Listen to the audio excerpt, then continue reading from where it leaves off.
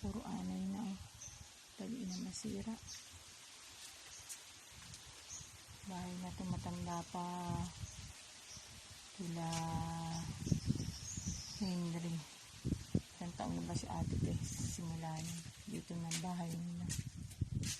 Siguro mahigit 60 years na to. Mama, ilang taon na ba tong bahay na to? Ilang taon na tong bahay nyo? Yung ano pa ito? Linya pa sa is? Ha?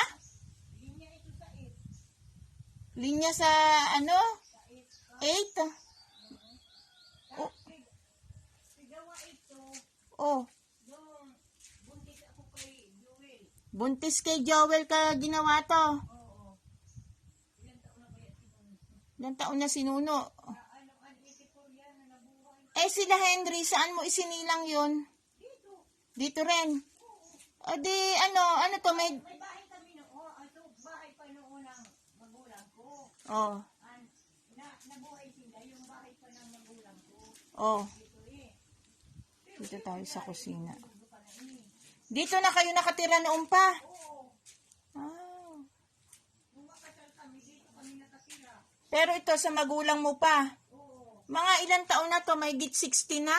Itong kusina. 70. Nabuhay na matay. Itong kusina. Dito na si mama namatay, 69 years old. Ibig sabihin, mahigit 70 years na tong bahay na to. Kaya pala naman, itong cabinet nila, bukbok na. Sira na, sira na. Isang sipaan na lang nito, wala na. Kasi anay na na, bukbukin na. Sa tagal na taon na pala yun.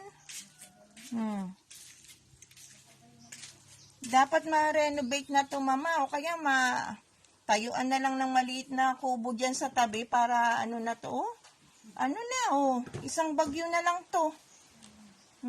Kasi masari doon dito sa hutong sa ilalim. Ano dyan? Haridi. Anim ang haligi nga, tingnan mo yung sahig mo. Umuuga-uga na.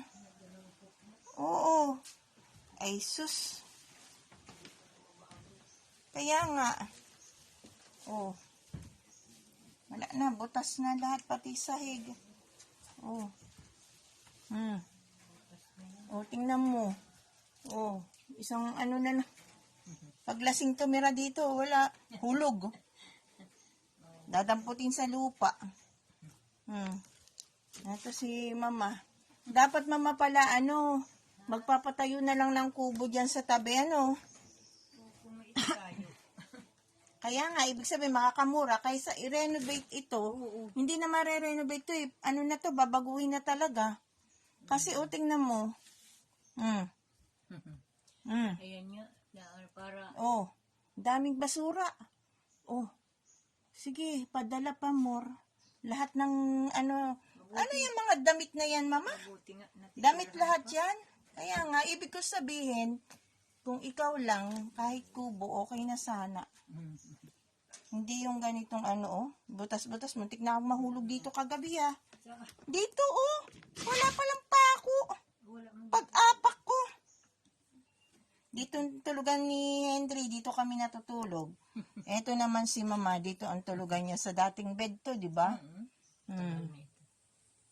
Ay, ginawa ito nung pagpunta baga ka mo dito. Oo. Yung una. Ito pa yung dati. Gulay ko. Pero mama, mas makakamura kung magtatayo na lang ng kubo kahit maliit dyan sa tabi. Kasi ayaw mo naman umalis dito. Kesa pa to. Malaki ang magiging gastos pag ito ang ginawa. Laki ang magiging gastos. Kasi lahat palitan na Palitan. Mga na, bukbok na. Yung mga sako sa ilalim. Kaninong gamit yung nasa ilalim? Para William. Sino? Damit nila William yan? Bakit nan? Uto pa duman sa kanila pa yun. Diyos ko, dapat magawa ang bahay ng mailipat lahat ito doon. Hindi mo kaya pala may ahas dyan nung unang ano nila, Henry. Saan? Diyan, may ahas daw dyan sa bintana. Ano yung... Uminanap dyan siya, galing siguro dyan sa mga kahoy. O kaya nga, buti Naglipat hindi. dito. Buti hindi nataklaw sila dyan, nakahiga sila ni ano dyan. Jimmy, Oo, anong ginawa nila sa ahas? may May? muskitero man siya, kulambo. Ay sus, ikaw walang kulambo. Oo. Paano ba naman di aahasin, mama, oh? Sa dami ng, ano ba ito buong? Ay sus, Ginoo. Nakulo ng binugtap.